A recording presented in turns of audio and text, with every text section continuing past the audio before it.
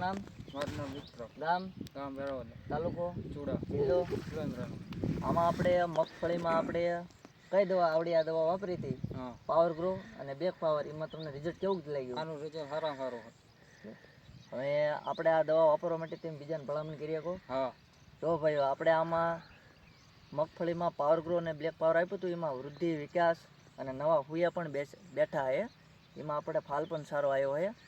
તો આપણે આ દવા આગળ તમે વાપરશો ને? હા, આપણે બીજા વાપરવા આપણે ભલામણ કરી શકો ને? હા.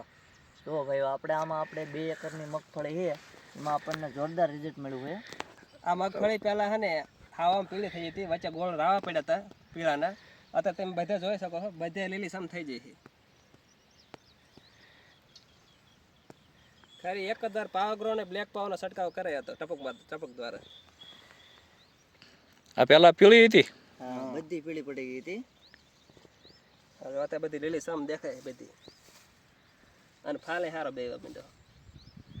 કેટલા દિવસથી આપણે પાવીને આપણે 10 દિવસ થયા. અને આમાં આપણે ફ્લાવરની મોતન દવા આપી હતી. બરોબર. આપણે જુઓ કે હુયા પણ ઘણા પણ હુયા બેઠા છે આમાં. બરોબર.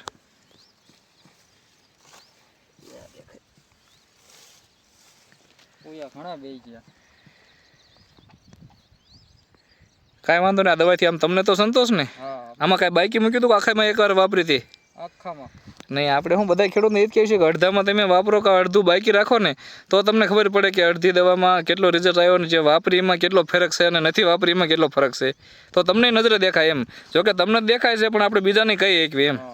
છતાંય તમને તો રિઝલ્ટ દેખાડું ને? અમને રિઝલ્ટ સારામાં સારું છે. કાંઈ વાંધો નહીં. બીજા ખેડૂત મિત્રોને તમે ભલામણ કરજો. હા. ખૂબ ખૂબ આભાર.